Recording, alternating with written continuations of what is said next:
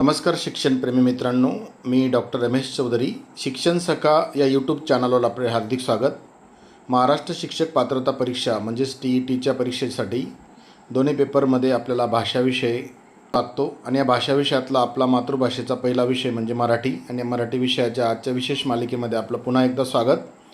मागील भागामध्ये आपण नाम, सर्वनाम, विशेषण आणि क्रियापद यांचा अभ्यास केला. आज आपण TETमध्ये जे वारंवार विचारले जातात अशा घटक म्हणजेच त्या 4 घटकांचा अभ्यास करणार आहोत. त्याच्यातील महत्त्वाचे घटक म्हणजे लिंग, वचन, विभक्ती आणि काळ. तर या 4 घटकांवर दरवर्षी 3 ते 5 प्रश्न विचारले जातात.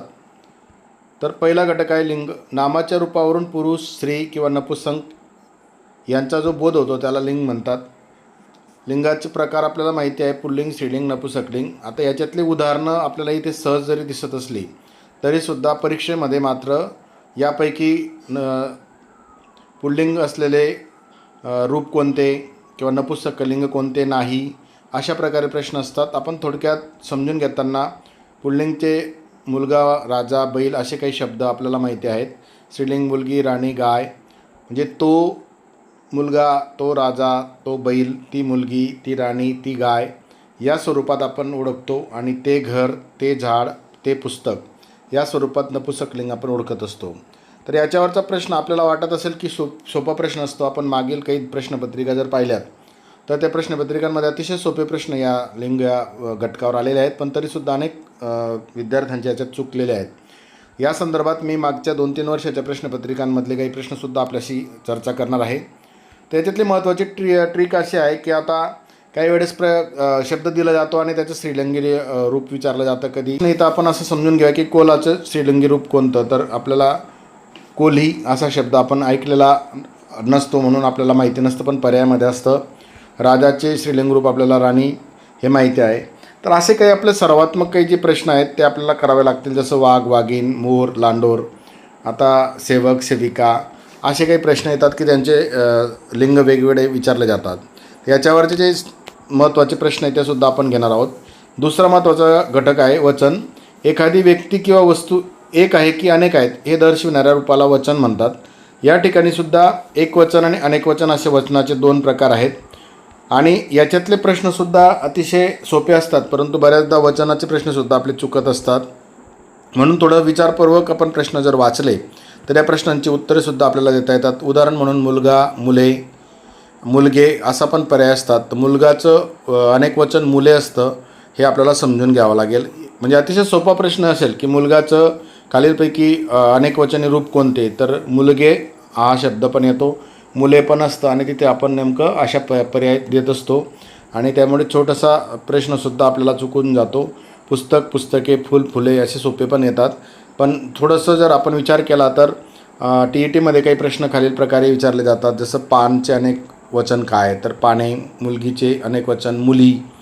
लक्षात ठेवायचं आहे आपल्याला की इकारांत शब्द असलं म्हणजे मुलगी असेल तर आपल्याला मुली असा त्याचं अनेकवचन असतं. अकारांतमध्ये मुलगा असेल तर मुले असतं. तिसरा महत्त्वाचा घटक आहे विभक्ती. वाक्यातील नाम किंवा सर्वनामाचा इतर शब्दांशी असलेला संबंध दर्शविणाऱ्या रूपाला विभक्ती म्हणतात. आता मराठीमध्ये 8 विभक्ती आहेत आणि विभक्तीचे काही प्रत्यय पण लावलेले असतात. प्रथमा कर्ता असतो, द्वितीयला ला लावले जातं, तृतीयला ने, चतुर्थी स ला, पंचमीला हुन पासून, षष्ठीला चा ची चे, सप्तमी त आणि संबोधनमध्ये अरे अग. तर असे 8 प्रकारचे हे विभक्तीचे प्रत्यय आहेत आणि याच्यासाठी आपल्याला उदाहरणं विचारले जातात की रामाने पुस्तक वाचले. येथे रामानेमध्ये कोणती विभक्ती दिसते, तर ने जोडलेला आहे म्हणून तृतीय विभक्ती. रामाला पुस्तक दिले, येथे रामाला ला जोडलेला आहे म्हणून जर आपण बघितलं तर सला. आपण चतुर्थीला देतो सो म्हणून चतुर्थी. हा जो चार्ट आहे आपण एकदा थोडं लक्षात जर घेतला तर द्वितीयला ला, तृतीयला ने, चतुर्थीला सला, पंचमीला हुन उन, नंतर षष्ठीला चाचीचे, सप्तमीला त, संबोधनमध्ये अरे अग. हे लक्षात ठेवून आपण सहज प्रश्नांची उत्तरं सोडू शकतो. नंतर लक्षात ठेवण्याची युक्ती अशी आहे की ने जर असेल तर तृतीय असतो, ला असेल तर चतुर्थी असतं, चाचीचे असेल तर षष्ठी असतं, मध्ये शब्द असेल जोडलेला प्रत्यय तर सप्तमी असतं. हे थोडं लक्षात ठेवूया. नंतरचा घटक आहे काळ. क्रिया कोणत्या वेळेस घडते हे दर्शविणाऱ्या रूपाला काळ म्हणतात. काळाचे आपल्याला सर्वांना माहिती, काळाचे 3 प्रकार आहेत की वर्तमान काळ, भूतकाळ, भविष्यकाळ. पण याच्यामध्ये सुद्धा जरी सोपं वाटत असलं सुद्धा तरीसुद्धा काही उदाहरणं मात्र आपल्याला संदिग्ध विचारले जातात. म्हणजे म्हणून सध्या घडणारी क्रिया ही वर्तमान काळ असते, घडून गेलेली क्रिया ही भूतकाळ असते आणि पुढे घडणारी क्रिया ही भविष्यकाळ असते. याच्यामध्ये तो शाळेत जाईल याचा काळ ओळखा, तर तो भविष्यकाळी वाक्य आहे म्हणून भविष्यकाळ.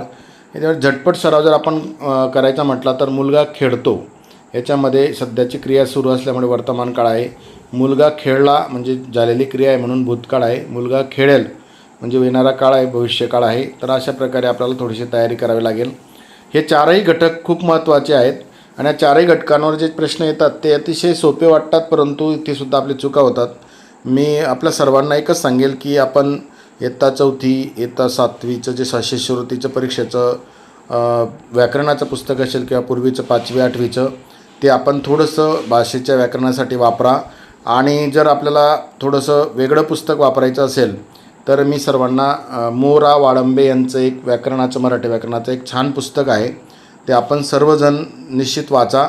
त्या पुस्तकाचा अतिशय चांगला उपयोग स्पर्धा परीक्षांमध्ये होतो. त्याच्यातील बहुतांशी प्रश्न विचारले जातात आणि हे पुस्तक कुठल्याही बुक स्टॉलवर आपल्याला मिळेल किंवा ऑनलाईनसुद्धा मिळतं.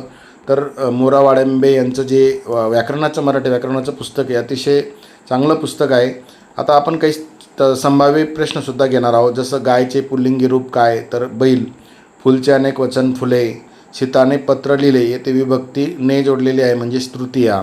मी उद्या येईन म्हणजे भविष्यकाळ आहे म्हणून काळ भविष्यकाळ. लिंगवचन विभक्तीच्या संदर्भामध्ये आपण काही प्रश्न आपण घेत आहोत अजून.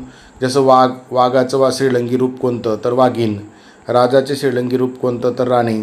नपुंसकलिंगी शब्द कोणता, तर आपण जर वाचलं तर गाय, पुस्तक आणि शिक्षक या शब्दांमध्ये पुस्तक हा शब्द नपुंसकलिंगी आहे. सेवक श्रीलिंगी रूप कोणतं, तर सेविका हे त्याचं योग्य उत्तर आहे. मोरचे श्रीलिंगी रूप लांडोर हे आपल्याला माहिती आहे. मुलगाचे अनेक वचन मुले. बऱ्याचदा मुलगाचं मुलगे हे आपण पर्याय असतो त्याच्यामुळे चुकण्याची शक्यता असते. मुले हे लक्षात ठेवा. फूलचे अनेक रूप फुले. नंतर पानचे अनेक रूप पाने. नंतर मुलगीचे अनेक रूप मुली. म्हणजे इथे मुलग्या, मुली, मुलगी, मुली असे वेगवेगळे पर्याय आहेत, पण योग्य उत्तर मुली आहे. पुस्तकचे अनेक वचन आहे पुस्तके. रामाने पुस्तक वाचले याच्यामध्ये विभक्ती कोणती, तर ने जोडलेला आहे म्हणून तृतीया आहे. रामाला पुस्तक दिले ला जोडलेला आहे म्हणून चतुर्थी आहे. शाळेत मुले खेळतात तच शाळेत विभक्ती कोणती आहे, तर सप्तमी आहे.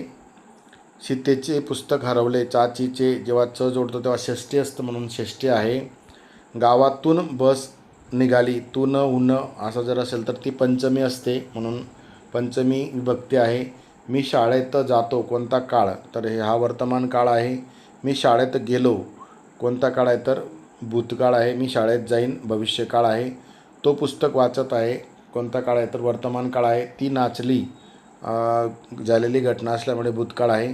तर असे महत्त्वपूर्ण प्रश्न आहेत की आपण असे प्रश्नाची सराव थोडंसं करा आणि याच्यातले 100% प्रश्न बरोबर येतात. फक्त थोडंसं व्यवस्थित वाचन करून उत्तरं लिहिली पाहिजेत.